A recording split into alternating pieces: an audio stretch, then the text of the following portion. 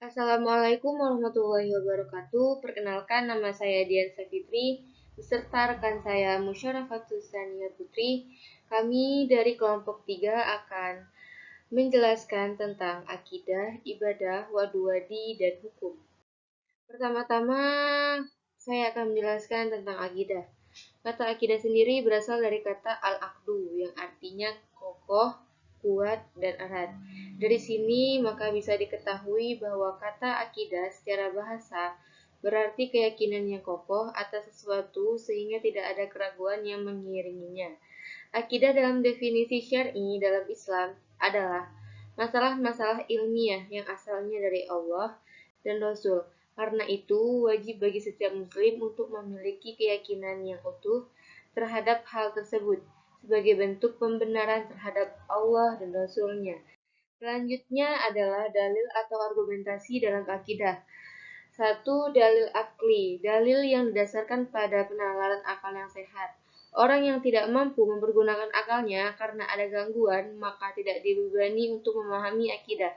Kita tidak boleh meyakini secara berikut-ikutan, melainkan berdasarkan keyakinan yang dapat dipelajari sesuai dengan akal yang sehat. Selanjutnya, dalil nakli. Dalil ini adalah dalil yang didasarkan pada Al-Quran dan Sunnah. Walaupun akal manusia dapat menghasilkan kemajuan ilmu dan teknologi, namun harus disadari bahwa betapapun kuatnya daya pikir manusia, ia tidak akan sanggup mengetahui hakikat Allah yang sebenarnya. Untuk mengetahui yang gaib itu, kita harus puas dengan wahyu Allah. Wahyu itulah yang disebut dalil nakli. Tujuan akidah. 1. Untuk mengikhlaskan niat dan ibadah hanya kepada Allah. 2. Membebaskan akal dan pikiran dari kegelisahan yang timbul dari lemahnya akidah. 3. Meluruskan tujuan dan perbuatan yang menyimpang dalam beribadah. 4. Meraih kebahagiaan dunia dan akhirat dengan memperbaiki individu-individu maupun kelompok-kelompok. Yang terakhir, metode peningkatan kualitas akidah. Ada 2 macam metode, yaitu 1. Melalui pembiasaan dan keteladanan. 2. Melalui pendidikan dan pengajaran. Selanjutnya akan membahas tentang ibadah. Kata ibadah dalam bahasa Arab, akar kata masdar dari abada ya'budu. Kata ibadah mempunyai beberapa arti seperti taat, tunduk, memperhambakan diri, memperbudak, menyembah, doa, dan sebagainya. Sedangkan ibadah menurut istilah adalah perbuatan kaum muslim dalam mendekatkan dirinya kepada Allah dan menyeru kebesarannya dalam perundangan-undangannya yang suci dalam Islam. Selanjutnya, klasifikasi ibadah. Ibadah dapat dilihat dari berbagai sisi. Yang pertama, ibadah khusus, yang ketetapan hukum, kaifiat, dan lain sebagainya telah dijelaskan secara terperinci dalam Al-Quran atau hadis. Yang kedua, ibadah umum, yaitu semua perbuatan yang dibolehkan oleh syara untuk dilakukan dengan cara yang baik dan terpuji dan diamalkan semata-mata karena mengharap ridho Allah. Yang ketiga, ibadah jasmaniyah dan ruhaniyah, yaitu ibadah yang dilaksanakan dengan menggunakan jasmani, ruhani seperti sholat dan puasa. Ibadah ruhaniyah dan maliyah, yaitu ibadah yang dilaksanakan dengan menggunakan ruhani dan harta, seperti zakat. Ibadah jasmaniyah, ruhaniyah, dan maliyah, yaitu ibadah yang dilaksanakan dengan menggunakan jasmani, rohani, dan harta sekaligus, seperti prinsip ibadah. Yang pertama, ikhlas. Hidup beribadah adalah untuk mendekatkan diri kepada Allah Subhanahu wa Ta'ala, digunakan untuk menunaikannya sebagai khalifahnya di muka bumi, membangun dan mengatur dunia, serta menciptakan dan memelihara keamanan dan ketertibannya, guna memakmurkannya dengan mematuhi ketentuan-ketentuan yang telah menjadi peraturannya. Kesemuanya dilakukan atas fondasi keikhlasan kepada Allah Subhanahu wa Ta'ala semata. Ittiba. Rangkaian ketentuan ritual ibadah berasal dari Allah Subhanahu wa Ta'ala dan Rasul-Nya. Maka manusia hanya bersikap ta'abudi, taat dan patuh saja. Manusia tidak diperkenankan menambah dan mengurangi ketentuan tersebut. Kebebasan manusia berimprovisasi dalam berbuat banyak dengan muamalah, hubungan manusia dengan manusia, dengan mengetahui ketentuan ajaran Islam pula. Baik, pada wadu-wadi akan dilanjutkan oleh rekan saya, Musyarafatus Sania. Dipersilahkan.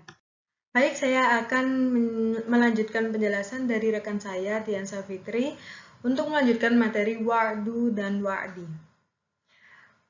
Secara bahasa, kata al-wa'du merupakan kalimat masdar dari kata wa'ada ya'idu wa'dan yang berarti ta'ahada, memberikan janji, menguatkan diri untuk beramal. Kalau menurut istilah, al-wa'du secara istilah berarti nas-nas Al-Quran dan Al-Sunnah yang memiliki makna kandungan berupa janji Allah terhadap orang yang melaksanakan perintah. Sedangkan yang dimaksudkan dengan kata al-wa'id adalah nas-nas Al-Quran dan Al-Sunnah yang memiliki makna kandungan berupa ancaman bagi orang yang berbuat kemaksiatan. Jadi wa'du ini dengan istilah gampangnya itu janji, artinya itu janji. Kalau wa'di ini ancaman, kayak ya berupa ancaman seperti itu. Jadi janji dan ancaman adalah firman Allah yang diwahyukan kepada Nabi Shallallahu Alaihi Wasallam yang tertuang di dalam mushaf dan sudah menjadi ketetapannya kepada manusia sebagai bentuk balasan atas perbuatannya yang baik dan yang buruk. Next. Konsep janji dan ancaman dalam perspektif Al-Quran. Konsep janji dan ancaman Allah telah ada di dalam Al-Quran. Hal itu Allah sebutkan di dalam banyak ayatnya. Allah adalah zat yang maha adil. Semua ketetapannya berlandaskan pada keadilannya. Firman Allah Ta'ala berikut ini. وَلَا تَسْتَوِي الْحَسَنَةُ وَلَا السَّيِّئَةُ idfa' billati hiya ahsanu fa idzal ladzi bainaka wa bainahu 'adawatun ka'annahu waliyyun hamim, yang artinya, dan tidaklah sama kebaikan dengan kejahatan. Tolaklah kejahatan itu dengan cara yang lebih baik sehingga orang yang ada rasa permusuhan antara kamu dan dia akan seperti teman. Next. Kalimat-kalimat janji di sini ada 5. Kalimat janji kegembiraan berupa surga, kalimat janji diselamatkan dari adab, kalimat janji berupa ampunan dan rahmat, kalimat janji berupa keberkahan, dan yang terakhir kalimat janji berupa pertolongan.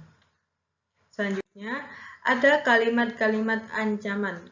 Di sini juga ada 5. Kalimat ancaman berupa air neraka, kalimat ancaman berupa kecelakaan dan kebinasaan, kalimat ancaman berupa laknat, kalimat ancaman berupa tidak mendapatkan ampunan, kalimat ancaman berupa penghapusan pahala kebaikan yang dikerjakan. Selanjutnya, kita membahas materi hukum Islam ini. Hukum menurut bahasa adalah menetapkan sesuatu atau tidak menetapkannya. Kalau menurut istilah ahli fikih, hukum adalah kitab atau perintah Allah Subhanahu wa Ta'ala. Yang kedua, akibat yang ditimbulkan dari tuntutan syariat. Tuntutan syariat ini berupa al-wujub, al-mandub, al-hurmah, al-karohah, dan al-ibadah. Sedangkan perbuatan yang dituntut itu disebut wajib, sunnah, haram, makruh, dan mubah.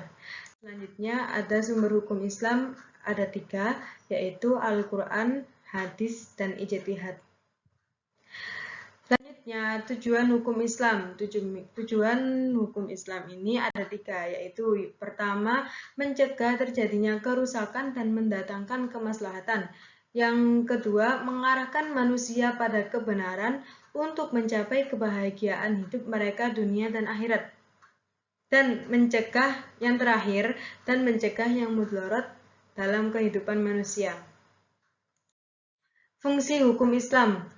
Di sini ada 4. Fungsi hukum Islam yang paling utama adalah fungsi ibadah. Untuk beribadah kepada Allah Subhanahu wa Ta'ala. Yang kedua, fungsi amar ma'ruf nahi mungkar, mendatangkan kemaslahatan dan menghindarkan kemudaratan baik di dunia maupun di akhirat kelak. Yang ketiga, fungsi zawajir. Fungsi ini terlihat dalam pengharaman membunuh dan berzina yang disertai dengan ancaman hukum atau sanksi hukum.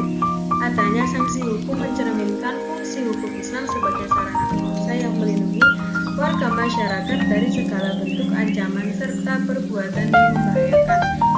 Yang terakhir, ada fungsi tandim wa islah al-ummah. Fungsi ini sebagai sarana untuk mengatur sebaik mungkin dan memperlancar proses interaksi sehingga terwujudlah masyarakat yang harmonis, aman, dan sejahtera.